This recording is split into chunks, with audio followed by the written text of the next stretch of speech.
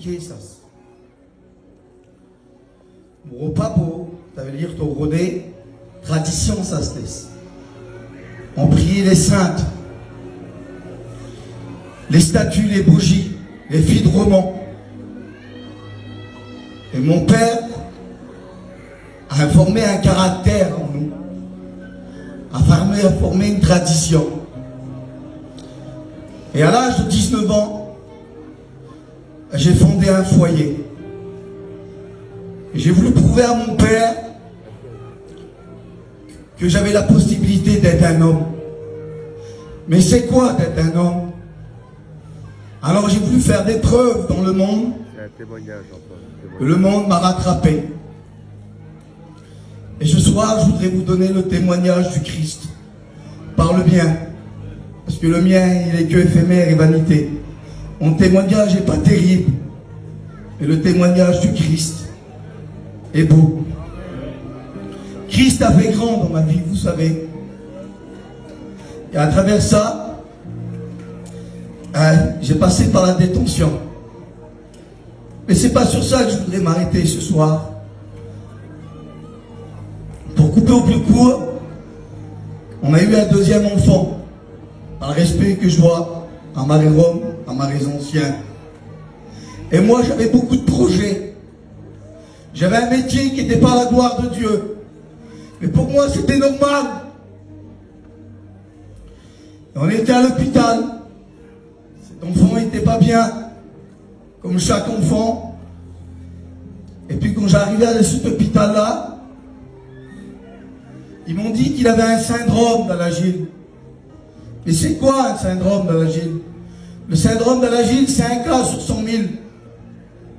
Ça attaque le cœur, la colonne vertébrale, le foie et les os.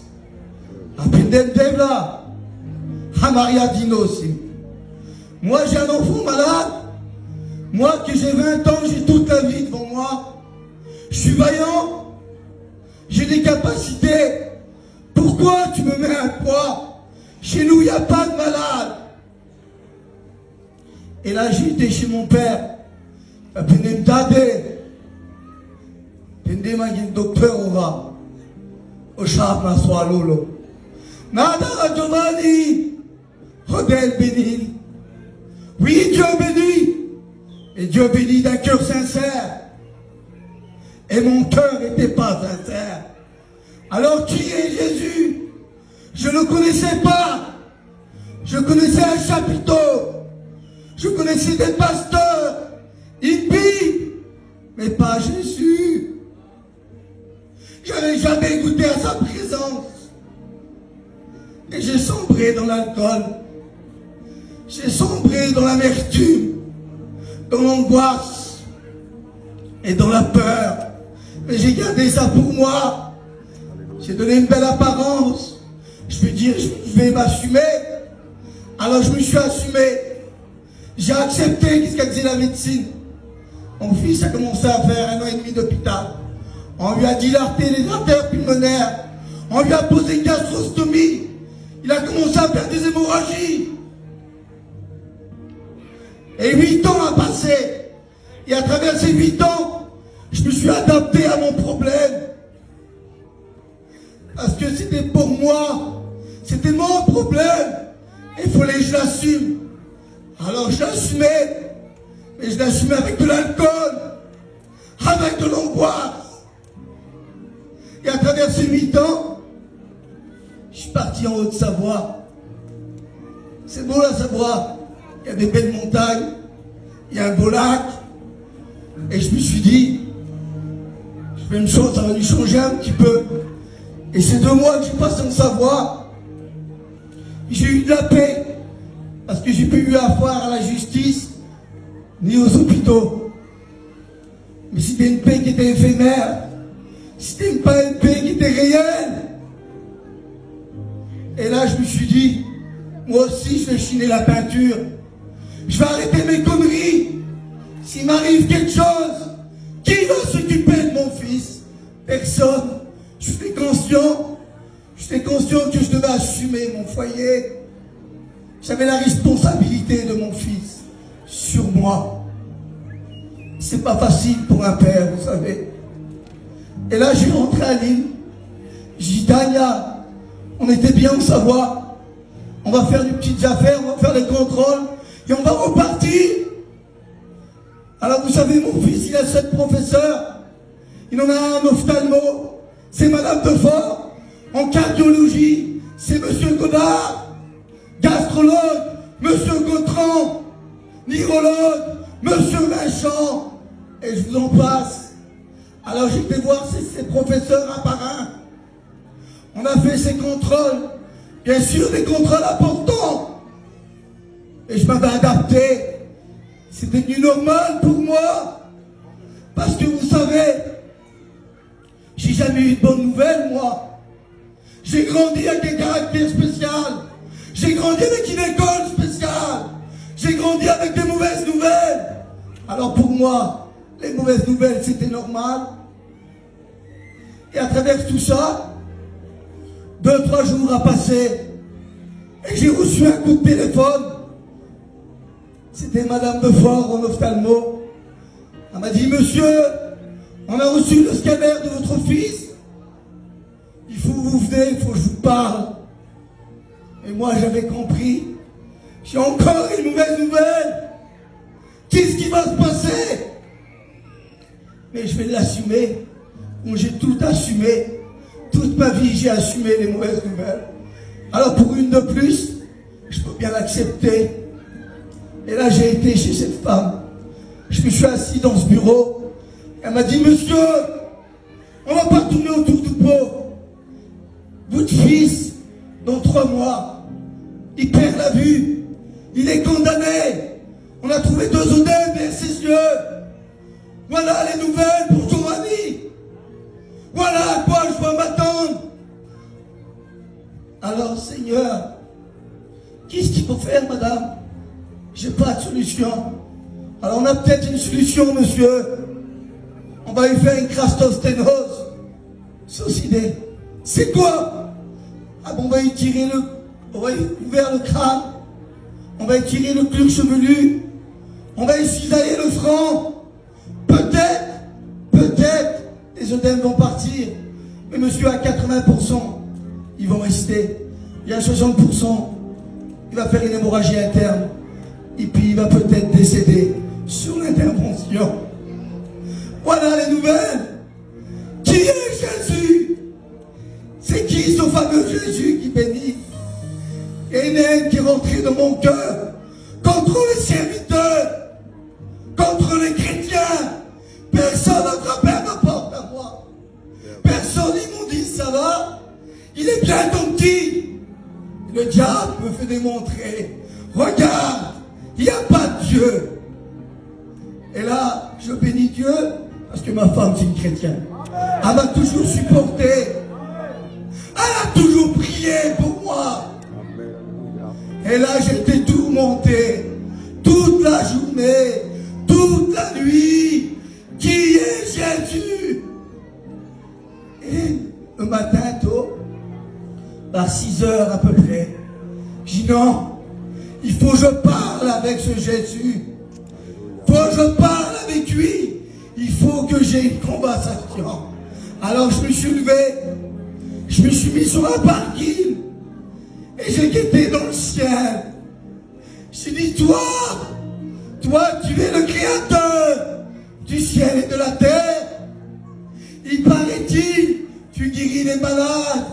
Il paraît-il, tu donnes la vue aux aveugles. Il paraît-il, tu purifies les lépreux. Il paraît-il, tu ressuscites les morts. Mais moi, je ne te connais pas. Tu n'as rien fait pour moi. Alors aujourd'hui, oui, je suis un misérable. Oui, je suis un pécheur. Oui, je suis plein d'amertume. Oui, Seigneur, je me reconnais dans ma misère. Mais je ne veux pas que tu le guéris. Je ne veux pas venir par toi par intérêt. Tu as pu le guérir il y a 8 ans. Aujourd'hui, je suis au pied du mur. J'ai besoin d'aide, Seigneur. J'ai plus de force, Seigneur. Alors je suis prêt à t'ouvrir la porte de mon cœur. Si tu veux le prendre, mon Dieu, prends-le. Et à ce moment-là, j'ai senti l'Esprit de Dieu rentrer dans mon cœur. J'ai dit, c'est vrai, Seigneur, alors. T'es vivant. Et là, j'ai rentré chez moi. Parce que l'homme est dur, vous savez. J'ai suivi là. Et j'ai rien dit à ma compagne. Elle m'a dit, Giovanni, il y a un serviteur qui nous a appelés. Il nous a invités à la réunion. Pourquoi pas, d'ailleurs? J'ai rien à perdre. Et vous savez, Satan est fin.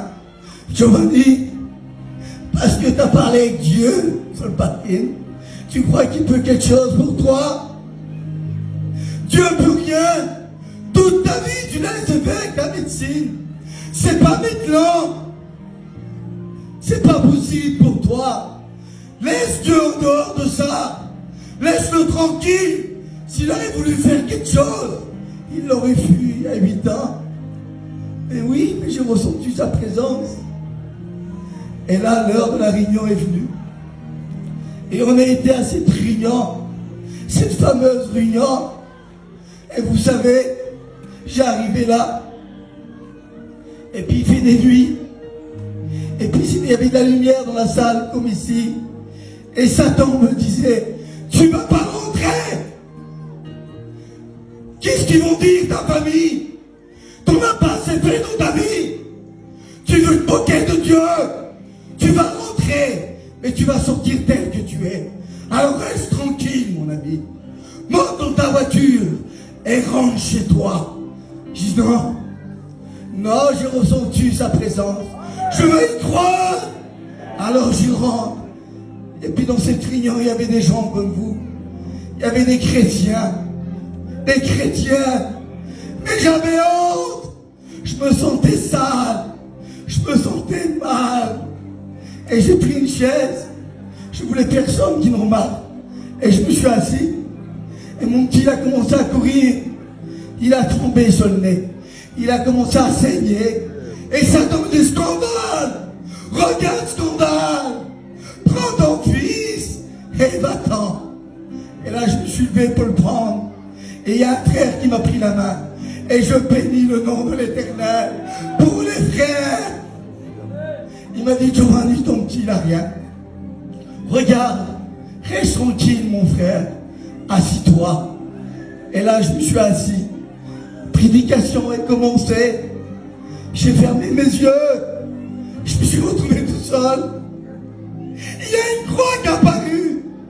Et à travers cette croix, on me disait, lève-toi. Je me suis levé. Viens. J'ai venu.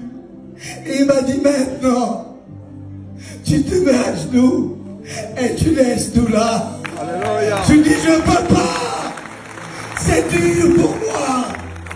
Et à ce moment-là, j'ai tombé à genoux. J'ai pleuré les larmes de mon corps. J'ai demandé pardon à Dieu. L'amertume sortait. La drogue sortait. L'alcool sortait. La peur sortait. L'angoisse sortait. Toute la grâce pénétrait mon cœur. L'amour, la vérité, la sainteté, l'espoir était en moi. J'avais compris que j'avais été acquitté de mon péché. J'avais compris que Jésus m'avait lavé. Et mon fils est venu. Il m'a dit, Dadé, on a la victoire, mon père. J'ai manifesté ma foi. Et le Seigneur, ça n'a pas arrêté là. Oui, l'opération est venue. Oui, ils ont opéré mon petit. Mais le Saint-Esprit me disait, dis-leur que je suis le chemin, la vie, la vérité. Je leur disais, Jésus est vivant. Tu te rappelles d'où j'en ai? Jésus est vivant. Dis-le au bébé Bomérène. Ils n'avaient pas compris ce que j'avais compris. Ils n'avaient pas reçu ce que j'avais reçu. La paix, la joie et l'espérance. Et l'opération s'est bien passée.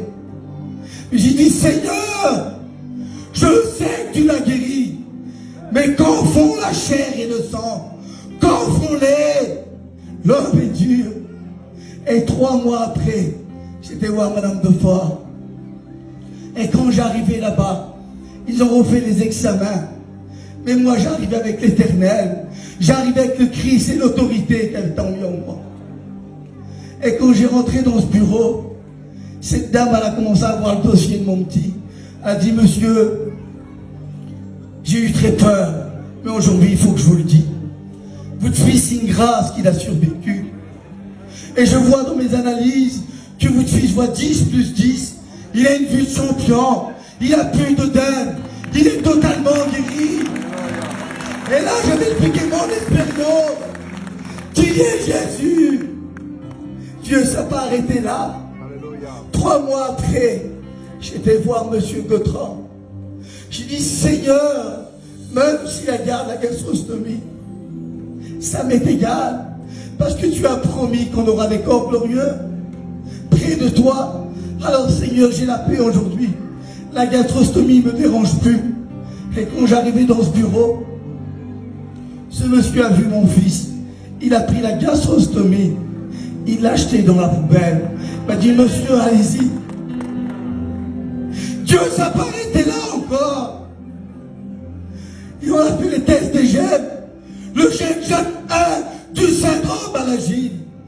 Mon petit, il l'a pas. Logiquement, il a le syndrome. Mais formellement, génétiquement, il l'a pas. Dieu ne s'est pas arrêté là. Il a arrêté son traitement. Dieu ne s'est pas arrêté là à travers une prophétie. Il a dit, Giovanni, qui t'écordial, plante tes pieux, il y a des bagues de bénédiction qui arrivent. Je t'accorderai une petite fille. Pourquoi, Seigneur? Parce que toutes choses anciennes sont passées. Et toutes choses nouvelles sont ma parole. Alors Jésus, il est le fondement de l'âme. Il est la pierre angulaire. Il nous bâtit sur la ruine. D'un vase de terre, il en a fait un vase glorieux. Laisse pas Satan détruire ta vie.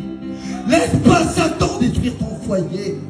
C'est d'un cœur sincère et véritable que tu verras la gloire de Dieu s'accomplir en toi. Que Dieu vous bénisse. Amen, alléluia. Amen, alléluia.